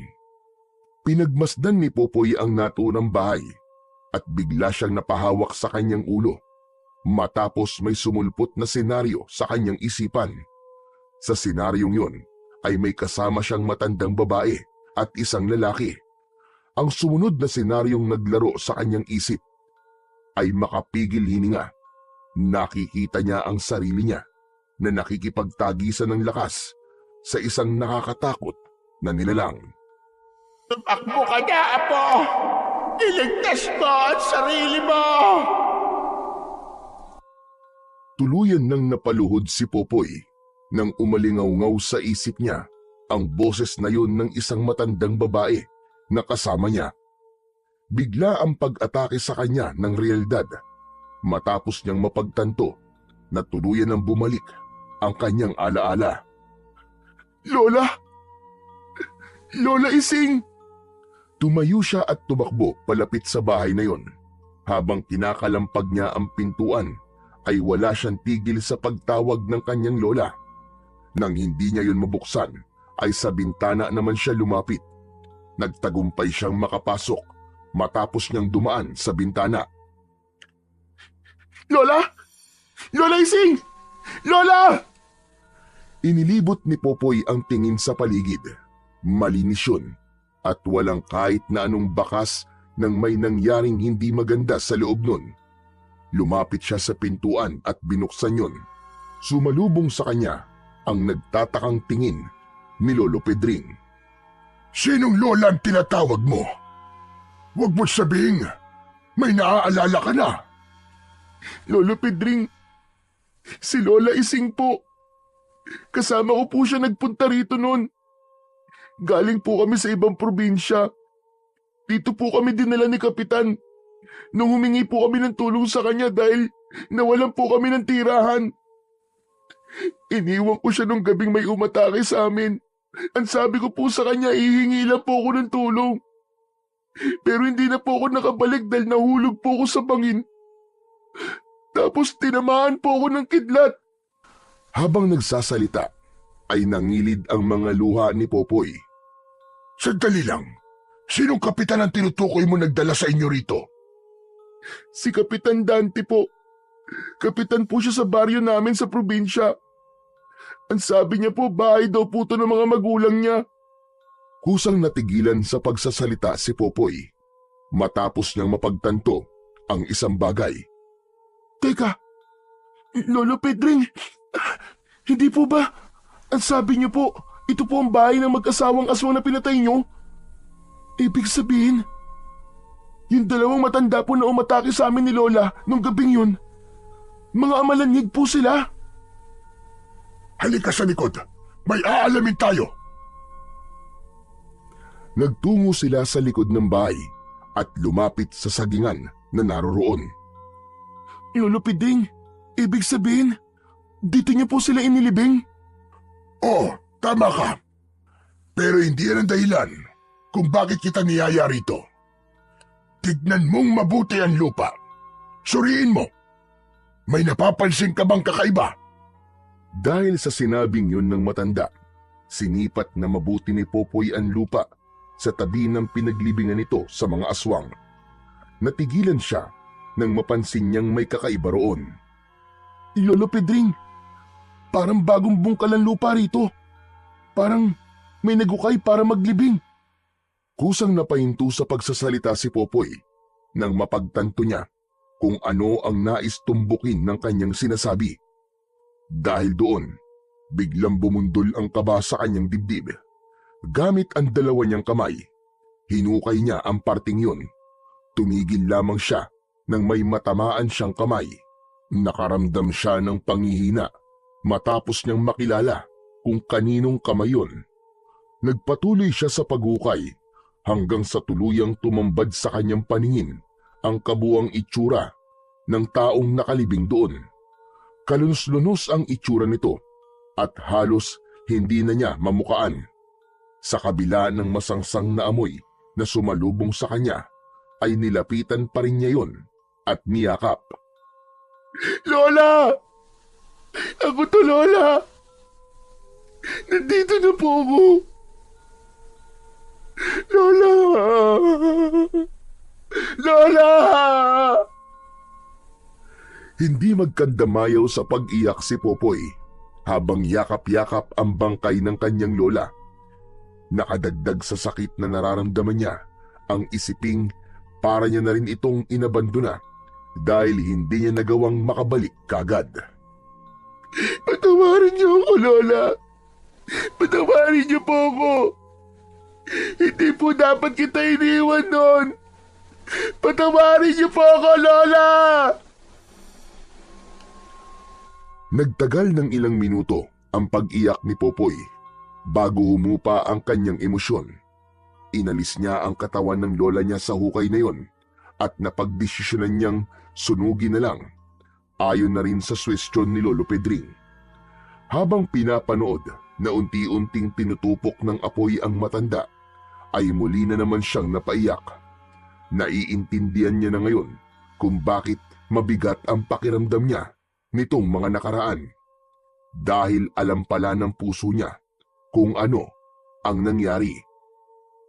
Ang buong akala pa naman niya ay meron pa siyang pamilyang uuwian sa oras na bumalik ang kanyang alaala. Akala niya merong naghihintay sa kanya, ngunit akala niya lang ang lahat. Gusto mo bang dito na muna tayo hanggang sa gumabi? Tiyak na babangon ng mga yan. Mamaya, lalo na kabilugan ng buwan. Ang tinutukoy ni Lolo Pedring ay ang dalawang aswang. Sige po, dito po muna tayo. Kailangan kong ipaghiganti ang nangyari kay Lola. Pagbabayarin ko sila sa ginawa nila sa lola ko. Habang nagsasalita, ay nagpupuyos sa galit si Popoy.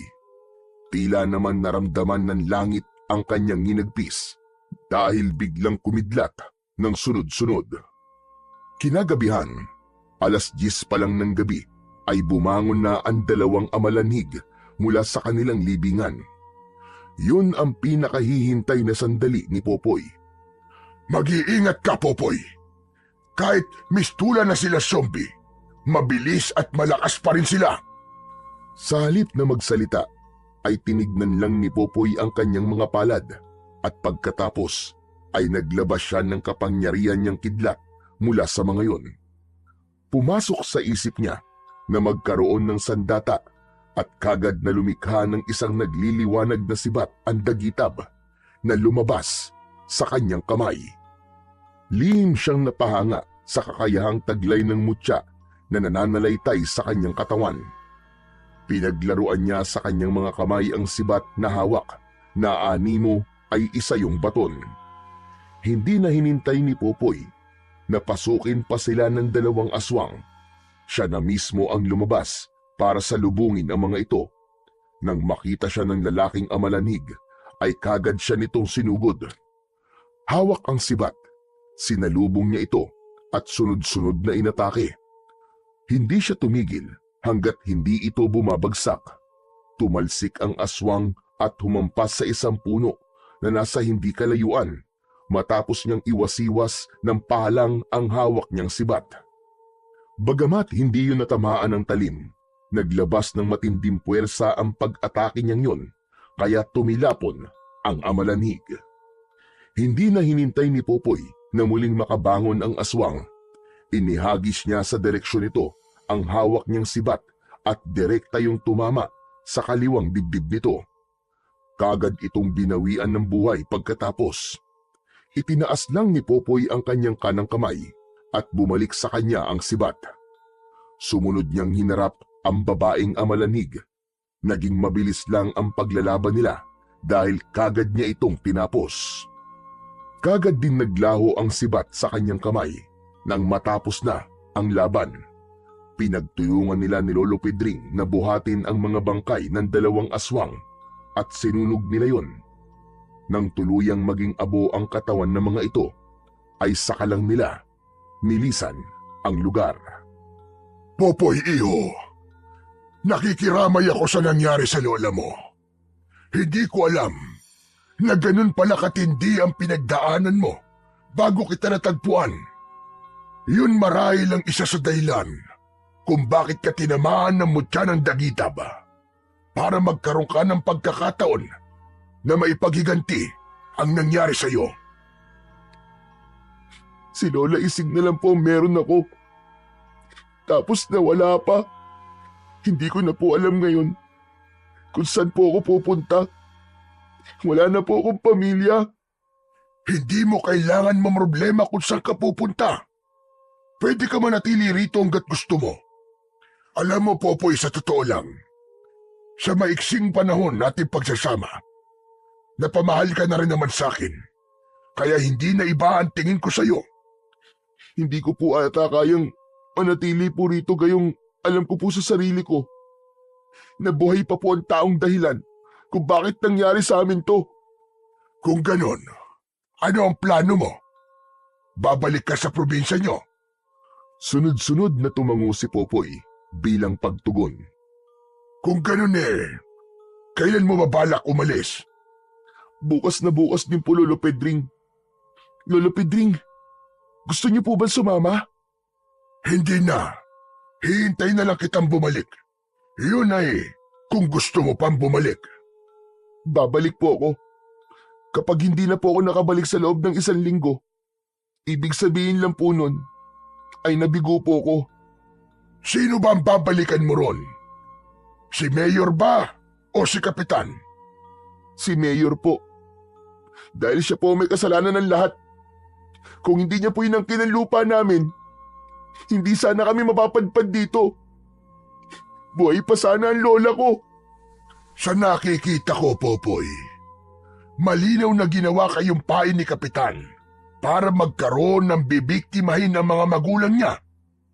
Pero Lolo Pedring, baka naman po hindi niya lang alam na naging amalanhig na po pala ang kanyang mga magulang. Sa probinsya po kasi namin, kilala po siya mabuting tao. Kaya ang hirap pong paniwalaan na sinadya niya po kaming ipakain sa mga magulang niyang aswang. Imposible po eh. Kung hindi niya sinadyan lahat, bakit kinailangan pa niyang ilibing ang lola mo sa likod ng bahay? Bago niya po kami iwan nun, sinabi niya pong babalik siya para dalaw-dalawin po kami. Baka po naabutan niyang ganun na po ang sitwasyon pagbalik niya. Kaya inilibing na lang po niya si Lola. At hindi ka man lang hinanap. Hindi mo ba iniisip yon? Lolo Pedring, baka po akala niya patay na rin po ako. Di ba sabi niyo nga po, aswang din po siya? Kung tutusin, kaya niya po kami saktan pero hindi naman po niya ginawa. Pero huwag po kayo mag-alala. Pupuntahan ko pa rin po siya para alamin kung sinadya ba niya talagang ipakain kami sa mga magulang niya. O siya, sige. Basta mag-iingat ka, Popoy. Base sa naging kwento mo, mukhang masamang tao nga ang mayor nyo. Alam mo, ibang kalaban ng mga ganyang tao. Kung minsan, mas masahol pa sila sa mga kilala nating halimaw. Wala po akong pakialam kung gaano po siya kasama. Hindi po ako natatakot sa kanya.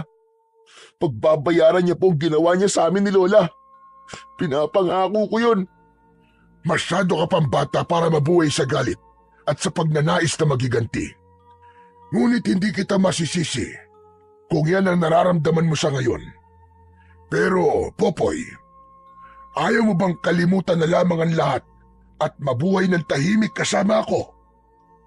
Lolo Pedring, kahit gustuin ko man po, hindi ko po kayang baliwalain na lang po ang lahat eh. Matatahimik lang po ko kapag nakita ko pong nagbabayad na sa kasalanan niya ang taong gumawa nito sa amin. Kung buo na talaga ang desisyon mo, hindi na kita pipigilan pa. Ipagdarasal ko na lamang na magtagumpay ka sa gagawin mo. Maraming salamat po Lolo Pedring sa lahat po nung naitulong niyo sa akin. Hindi ko po makakalimutan ang kabutihan pinakita niyo po sa akin habang nandito po ako. Huwag ka nang umiyak. Wala yun. Popoy, bumalik ka ha. Hihintayin kita, apo ko. Nang yakapin siya ni Lolo Pedring, ay niyakap niya rin ang matanda. Muling naramdaman ni Popoy ang pakiramdam na hindi siya nag-iisa, katulad ng palaging pinararamdam sa kanya ng kanyang lola nung nabubuhay pa ito. Kinabukasan, inihatid siya ni Lolo Pedring sa sakayan ng bus papunta sa probinsya nila.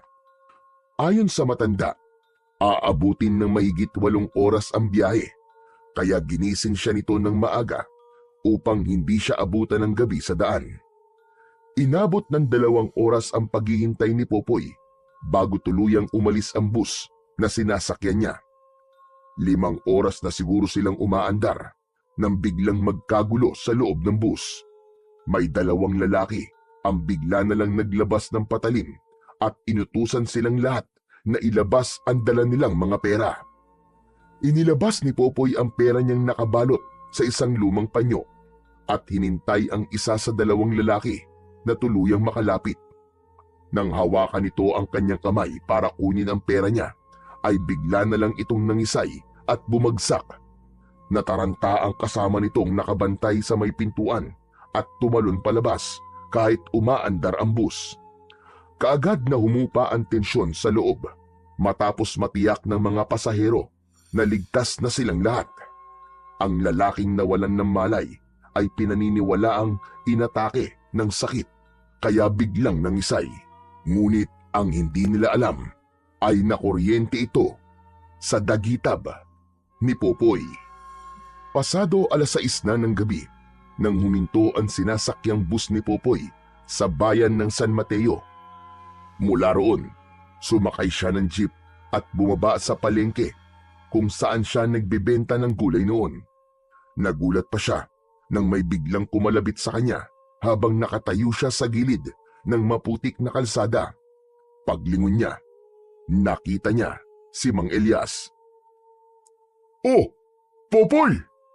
Aba, ikaw ba talaga yan? Bakas sa mukha ng matanda na hindi ito makapaniwala na nakatayo siya sa harapan nito. Mang Elias! Opo, ako nga po ito si Popoy. Kumusta na po kayo? Abay, mabuti naman. Ikaw, kumusta ka? Wala na ako naging balita sa inyo simula nung gabing yun. Abay, nasaan ang lola mo? Kasama mo ba? Mang Elias, wala na po si Lola. Ano? Wala na? Abay, bakit? Mahabang istorya po, Mang Elias eh. Pasensya na po kung hindi ko po masasabi sa inyo ang dahilan. Ganun ba? Ayos lang.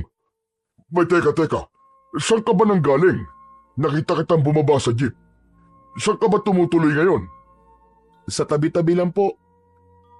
Kung ganun gusto mo bang tumuloy muna sa bahay ko? Ako lang naman mag-isa ron Ayos lang po ba sa inyo, Mang Elias? Abay, oo naman. Hindi ka na iba sa akin, iho. Alam mo naman magkaibigan kami ng lola mo, hindi ba? Dahil kailangan niya ng pansamantalang matutuluyan, hindi na tumanggi ang batang si Popoy sa alok ni Mang Elias na doon muna siya tumuloy sa bahay nito. Katulad ng tirahan nila dati ng kanyang lola, kubo lang din ang tinitirahan ng matanda. O siya, sige. Maupo ka na muna, Popoy. Teka, kumain ka na ba? Opo, tapos na po, Mang Elias. Ganun ba? Kape, gusto mo ba? Sige po, salamat po. Teka, ipagtitimpla kita ha. Maupo ka na muna dyan. Naupo si Popoy sa naroong upuan at inilibot ang paningin sa paligid habang hinihintay na matapos si Mang Elias sa pagtitimpla ng kape. Mang Elias, kayo lang mag-isa rito? Akala ko po may asawa kayo. Parang nabanggit niyo po kasi dati kay Lola na may anak po kayong kasing edad ko. Ha? May nasabi ba akong ganun? Baka lasing lang ako noon kaya kung ano-ano nang pinagsasasabi ko. Wala akong asawa't anak. Mag-isa lang ako rito. Hindi nakaligtas sa mga mata ni Popoy na tila naging malikot ang mga mata ni Mang Elias habang nagsasalita. Hindi niya na lang yun pinagtuunan ng pansin. Tumuon ang atensyon niya sa isda at karne na dala ng matanda. Ang dami niyo naman po yatang biniling ulam. Kaya niyo po bang ubusin lahat yan? Dinamihan ko na para hindi na ako magpabalik-balik pa sa palengke. Nakakapagod. Ang layo-layo, di mo ba nakita? Hindi bale. Nandito ka naman na. May kasama na akong uubos ng mga ito. O paano, maiwan muna kita rito ha. Magluluto lamang ako ng hapunan natin. Pagkasabi nun ay tumalikod na ito at nagtungo sa kusina. Habang abala si Mang Elias sa ginagawa, ay nakamasid lang siya rito.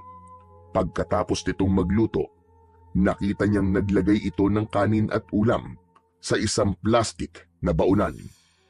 Oh, luto na! Kumain na tayo para makapagpahinga ka. Alam ko na pagod ka. Naghain ng pagkain si Mang Elias sa hapagkainan at sabay nilang pinagsaluhan yon. Nang matapos ay nagboluntaryo siyang maghugas ng kanilang pinagkainan. Mauna na ako matulog sa'yo, Popoy ha. Maaga pa kasi akong pupunta bukas sa bahay ni Mayor. Sige lang po, Mang Elias. Salamat po uli. Pagkatapos maghugas, ay nahiga sa upuang kawayan si Popoy at pumikit. Pagsapit ng hating gabi, naramdaman niya na bumangon si Mang Elias at lumabas ng kubo. Nang matiyak niyang ilang metro na ang layo nito, ay saka lang siya dumilat at bumangon.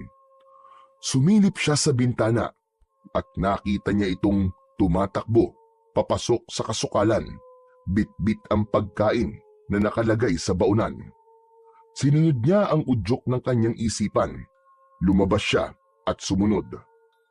Nang makita niyang pumasok si Mang Elias sa loob ng isang kuweba, ay hindi niya na ito sinundan pa. Sa halip, hinintay niya itong makalabas bago siya pumasok sa loob. Bagamat tahimik sa loob, ramdam ni Popoy na merong kakaiba sa paligid. Nagpatuloy siya sa paglalakad hanggang sa makarating siya sa pinakadulo kung saan may nakita siyang 4 na estatwa ng tigre na nasa 4 na sulok ng kuweba. Tumuon ang atensyon niya sa kulungan na nasa gitna. Sa loob nun ay merong 2 babae na nakakulong, isang may edad na at isang bata na sa hula niya ay kasing edad niya. Sa kabila ng sinabi sa kanya na huwag siyang lumapit, ay humakbang pa rin siya palapit. Nang hawakan niya ang kulungan, ay biglang humarap sa kanya ang isa sa 4 na estatwa at nagulat pa siya nang maglabas yun ng pana mula sa bibig. Dahil hindi niya yun inaasahan, natamaan siya sa kanang braso. Itinaboy siya ng isang babae at sinabing pare-pareho silang mamamatay sa oras na tangkain niya silang ilabas sa kulungan. Hindi niya pinansin ang sinabi nitong yun. Sa halip ay hinawakan niya ang kandadong bakal at sinimulang kalagin. Dahil sa ginawa niyang yun, sabay-sabay na humarap sa direksyon nila ang 3 pang estatwa at sunod-sunod na naglabas ng pana. Inilabas ni Popoy ang kidlat niyang sibat at sinangga ang mga yun. Sige na! Tumakas na kayo! Sigaw niya sa mag-ina habang abala siya sa pagsangga sa mga pana upang walang matamaan sa kanila. Lumabas ang 2 sa kulungan at magkahawak kamay na tumakbo. Nang matiyak naman ni Popoy na nakalabas na ang 2, bigla niyang ibinaon sa lupa ang dulo ng kanyang sibat at naglabas yun ng malakas na puwersa na yumanig sa buong paligid. Bumagsak ang mga estatwa at kasabay nun ay nagsimulang gumuho ang lugar. Simbilis ng kidlat niyang nilisan ang loob ng kuweba bago pa yun tuluyang gumuho. Sa labas ng kuweba, naroon at naghihintay sa kanya ang 2 babae. Manang, pamilya po ba kayo ni Mang Elias? Ligtas na po kayo! Nilapitan niya ang 2 at sabay-sabay silang naglakad palabas ng kakahuyan. Pagdating nila sa bahay ni Mang Elias, bakas sa mukha ng matanda ang pagkagulat nang makita kung sino ang mga kasama niya. Nang makabawi sa pagkakabigla, ay nilapitan nito ang mag-ina at niyakap. Nagdesisyon si Popoy na magpahangin sa labas at iniwan ng 3.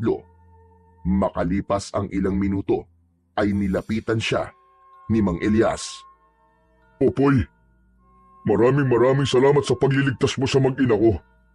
Kung alam mo lang kung gaano ako kasaya ngayon. Sila ang buhay ko, Popoy. Matagal ko na silang gustong ialis sa impyerno na yon. Pero wala ko magawa. Garalgal ang boses ni Mang Elias habang nagsasalita. Pero Mang Elias, ano po ang ginagawa nila ron? Sino po nagkulong sa kanila?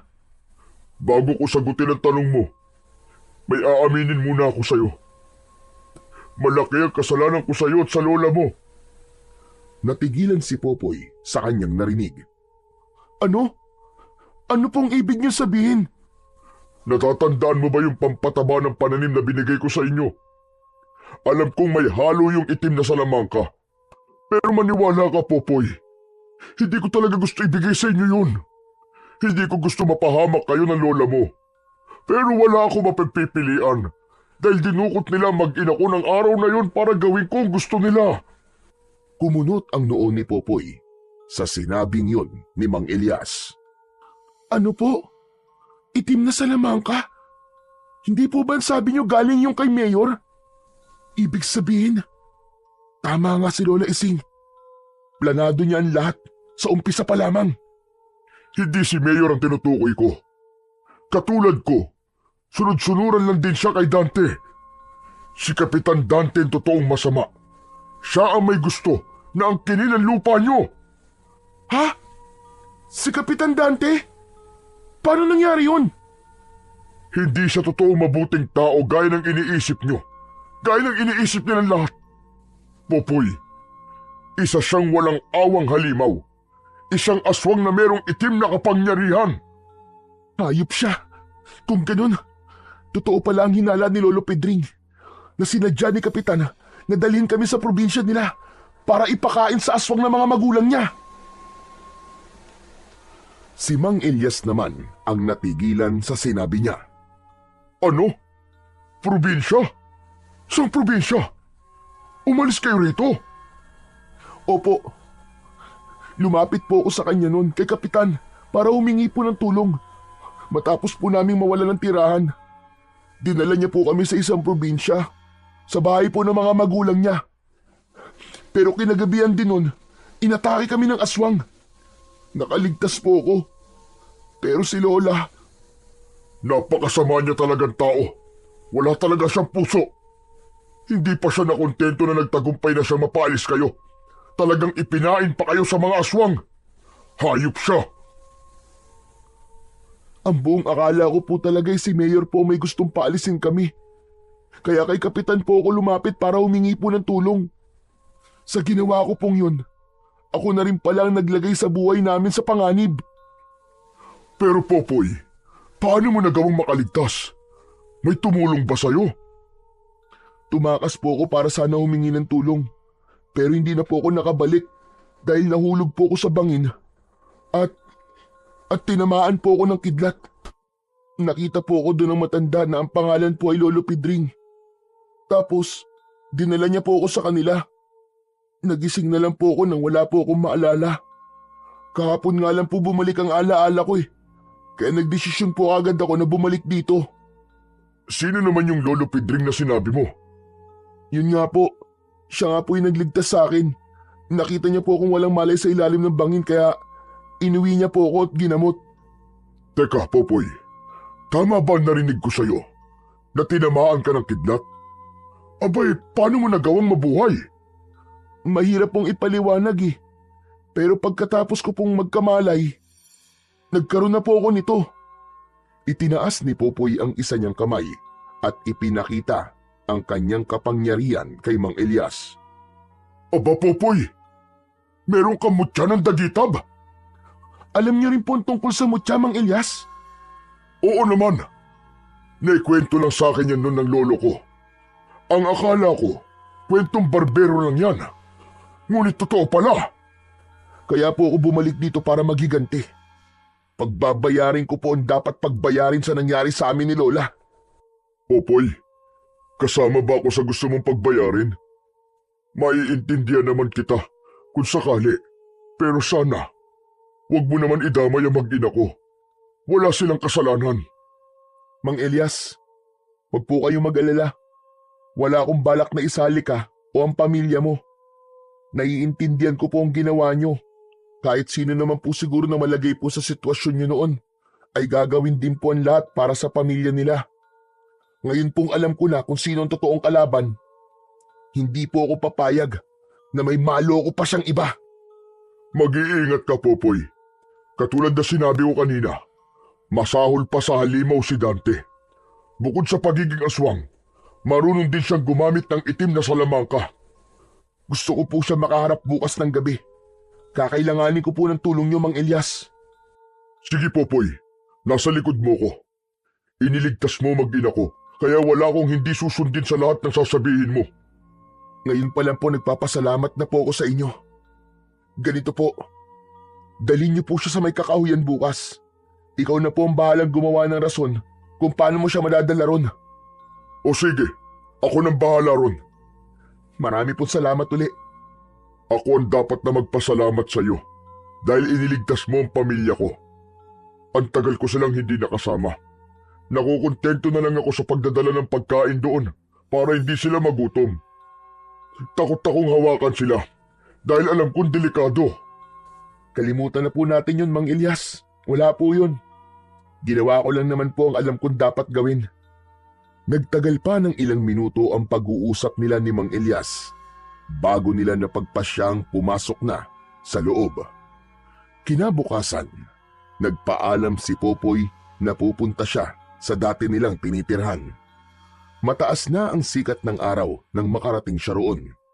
Naabutan niya ang ilang kalalakihan na abala sa pagbubungkal sa malawak nilang lupa gamit ang isang dimakinang sasakyan. Bumalik sa isip niya ang masasayang alaala nila ng kanyang lola at dahil doon, nabuhay ang galit sa dibdib niya. Tila naramdaman ng kalangitan ang emosyong namayani sa kanya dahil biglang dumilim at sinabayan ng pagkidlat. Ilang sandali pa ay sunod-sunod na tinamaan ng kidlat ang lupa nila. Kaagad nagsitakbuhan palayo ang mga naroong kalalakihan na nagtatrabaho Matapos masaksihan ang nangyayari, kumalma lang ang kalangitan nang maglakad siya palayo sa lugar na yon. Bago siya umuwi, ay pumunta muna siya ng bayan at pumasok sa isang tindahan ng mga comics. Bumili ulit siya ng maskara ng paborito niyang comics karakter. Kinagabihan, alas 7 pa lamang ay nasa kakahuyan na si Popoy at hinihintay niya na dumating si Kapitan Dante. Suot niya sa kanyang muka ang maskarang binili niya. Waring ginaya niya ang karakter sa comics upang hindi siya makilala ni Kapitan.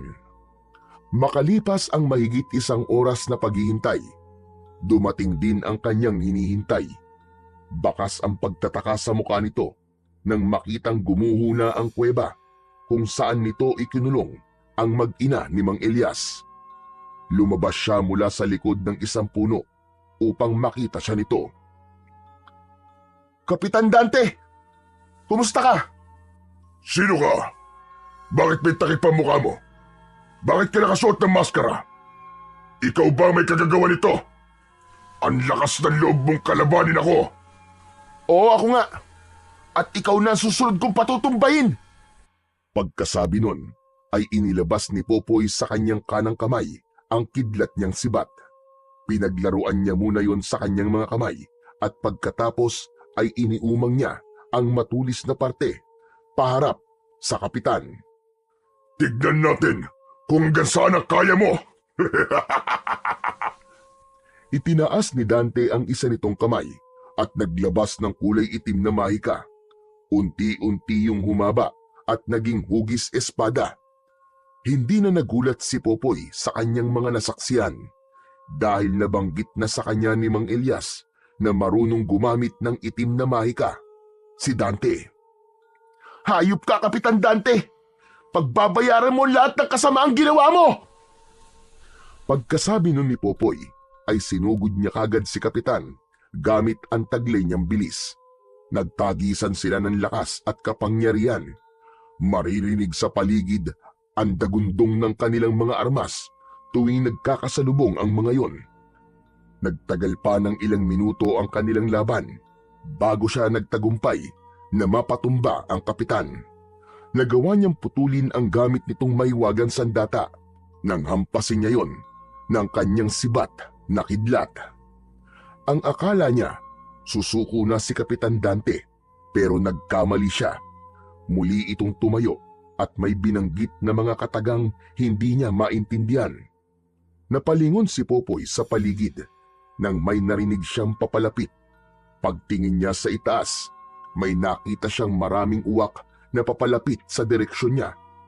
Naging abala siya sa pagpatay sa mga yon, kung kaya't hindi niya napansin na nakalapit na pala sa kanya si Kapitan.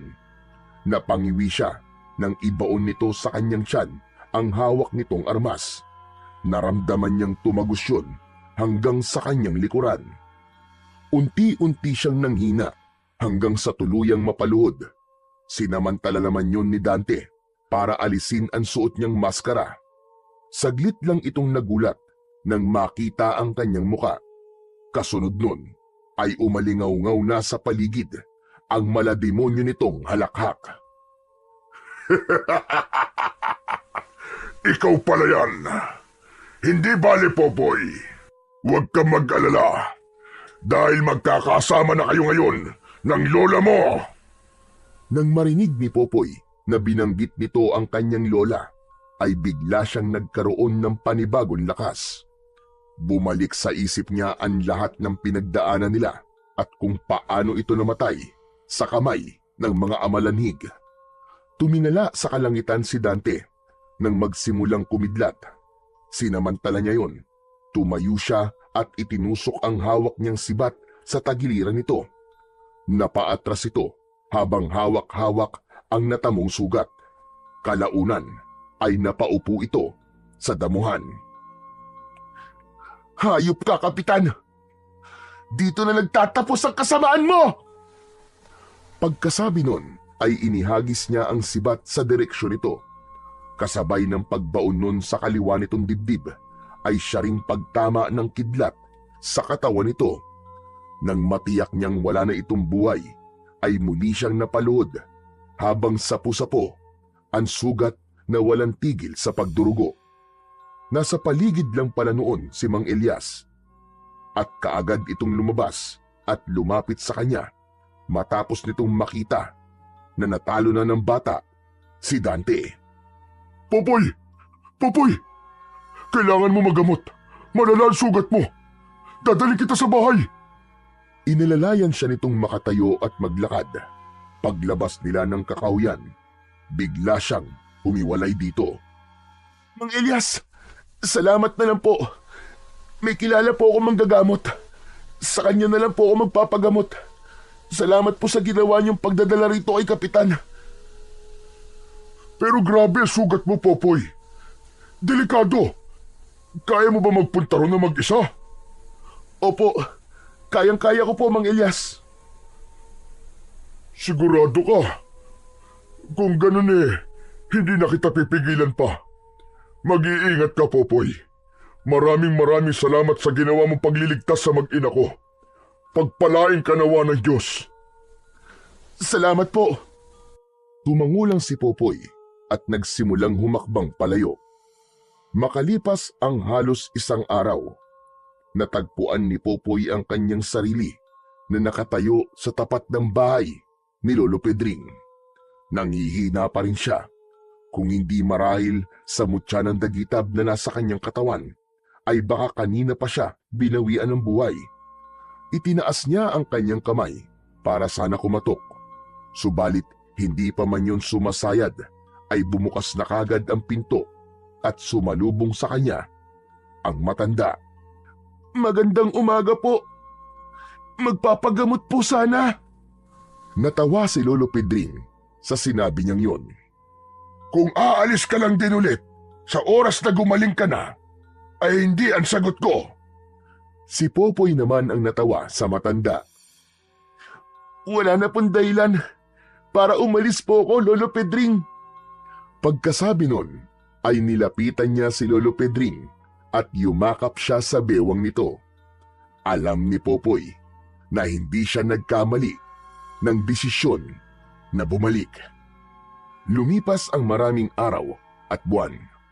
Masayang namuhay ang dalawa sa munti nilang kubo.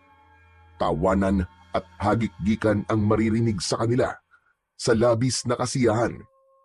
Wala nang aswang na gumagambala o napapabalitang nag-aasik ng lagim.